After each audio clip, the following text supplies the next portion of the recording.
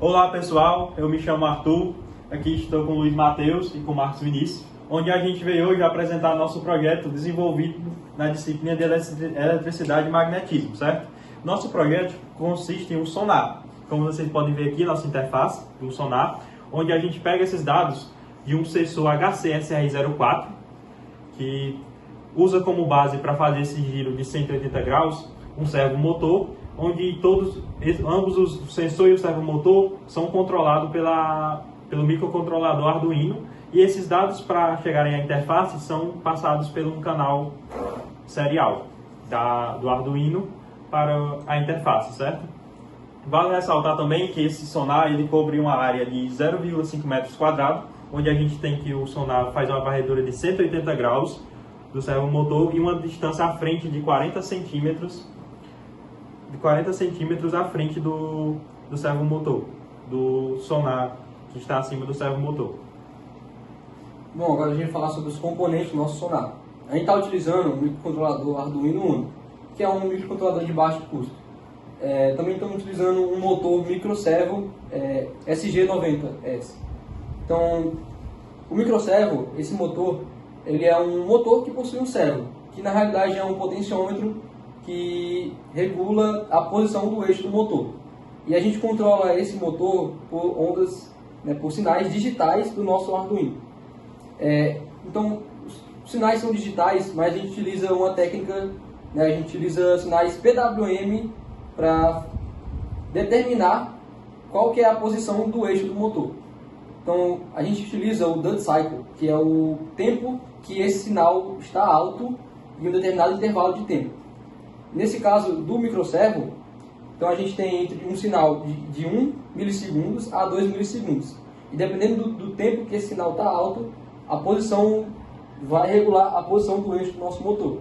Com 1 milissegundo, ele se move 90 graus, menos 90 graus, e com 2 milissegundos ele se move mais 90 graus. Ou seja, o nosso motor ele tem um eixo que gira 180 graus. E acima dele a gente tem um sensor HC-SR04, que é um sensor ultrassônico de distância.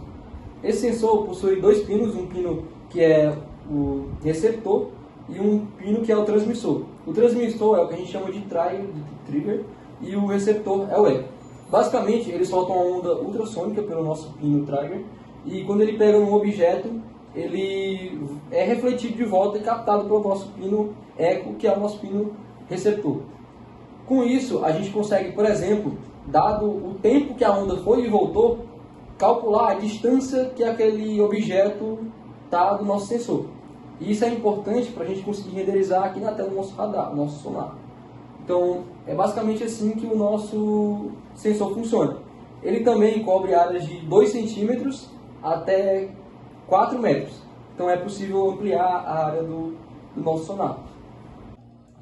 Ainda falando sobre o sensor e as ondas que ele emite, o Drag inicialmente ele faz um pulso de 10 milissegundos para inicializar esse controle desse fluxo da propagação da onda, até que ela emita esse pulso de 10 milissegundos. O eco ele vai lá e emite 8 pulsos de uma frequência de 40 kHz. Esses 8 pulsos eles são emitidos até que ele reflita no objeto em questão que está sendo analisado, ele vai retornar para fazer essa leitura. Mas aí é que está, como é que ele faz essa conversão dessa onda que ele emite e para uma energia, para que ele jogue esses pulsos sinais elétricos para que esse microcontrolador possa ser ativado? Bom, isso é fácil de responder. Basicamente, o sensor ultrassônico ele tem um dispositivo que é chamado de transdutor. Esse transdutor, o que ele faz? Ele pega essa onda que é sinalizada quando ela chega de volta, e ele pega esses pulsos que ele emitiu e converte ela numa energia elétrica, se bem dizer. E como é que ele faz essa conversão?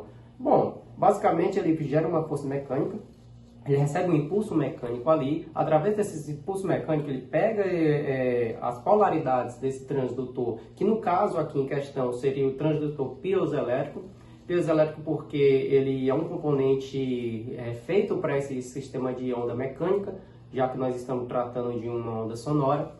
e a partir disso aí, ele vai pegar suas polaridades e vai fazer ele gerar um método de impulso, uma forma mecânica ali nesse transdutor. Através disso, quando ele recebe essa sinalização, ele gera um impulso elétrico para que o Arduino, em questão que nós estamos trabalhando, ele vá gerar algum comportamento.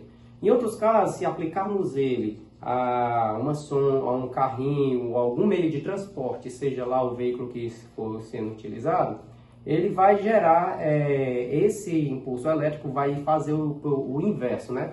Dali, quando nós estávamos medindo do sensor, nós medimos ele de ondas para energia elétrica. Só que quando nós vamos tratar de emitir essa energia elétrica para virar uma nova onda, ou um trabalho, que no caso específico do carrinho, ele geraria esse trabalho, convertendo essa energia elétrica em uma força mecânica.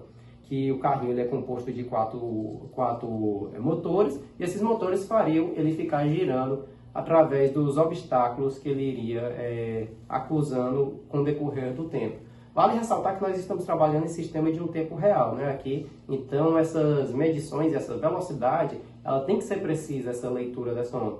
Como nós estamos trabalhando com a velocidade do som, né, nós estamos trabalhando com um sensor de leitura de som, o que acontece? Ele vai trabalhar numa velocidade de 343 metros por segundo, ele vai multiplicar pela velocidade do tempo de eco, que o tempo de eco, que são essas 8 ondas emitidas por ele, e vai dividir por 2. Aí logo nós vamos ter o comprimento dessa onda, né? E nós vamos poder saber a distância que está o objeto desse sensor, para que possamos trabalhar em seguida.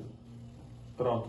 E para concluir, a gente precisou fazer alguns testes. A gente teve que aplicar esse sonar em alguma utilidade para que a gente tivesse dados, que a gente tivesse uma confiabilidade nas leituras do sonar. Então a gente desenvolveu aqui um carro, certo? Com também microcontrolador do Arduino e usando uma shield para abastecer com energia suficiente os 4 motores dos quatro pneus e com a bateria de lítio, certo? 2 baterias que tem uma carga cada uma tem uma carga aproximadamente de 3,7 volts. E aqui a gente colocou o servomotor e o HC-SR04 na ponta para que com os obstáculos ele pudesse detectar.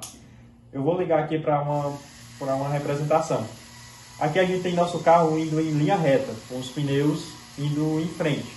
Quando um obstáculo chega à frente, o carro vai ser parado e o sonar faz uma leitura no ângulo de 0 graus, faz uma leitura de 90 graus à sua esquerda e uma leitura de 90 graus à sua direita. Isso vai servir para detectar para que lado o carro deve ir. Logo, o carro vai para a distância mais longe entre a análise feita do lado esquerdo e do lado direito.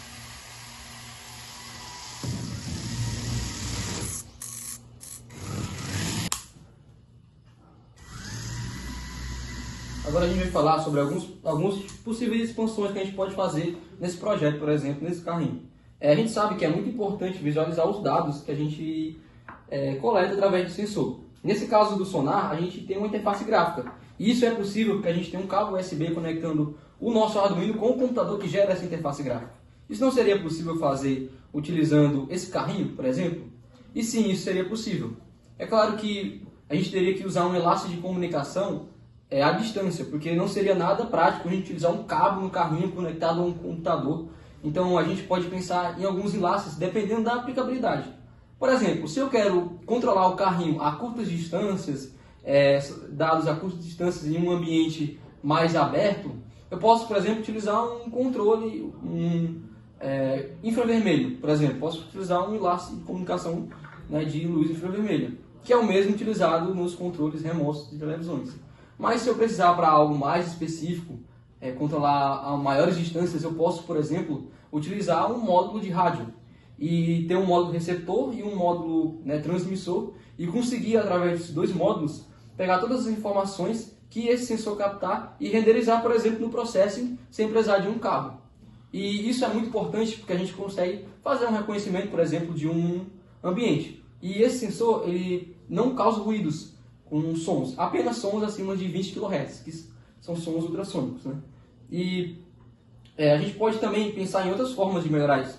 Por exemplo, por que não pegar um microcontrolador mais potente e talvez criar um algoritmo de machine learning que facilite esse reconhecimento, né, do ambiente? Ou talvez, por exemplo, é possível a gente pegar cada distância em cada ponto, né, dos objetos e renderizar no MATLAB uma representação 3D daquele espaço, ou pelo menos chegar perto disso, porque não seria preciso. Então, a gente tem diversas maneiras de expandir esse projeto e a gente pode trazer isso no futuro. Obrigado.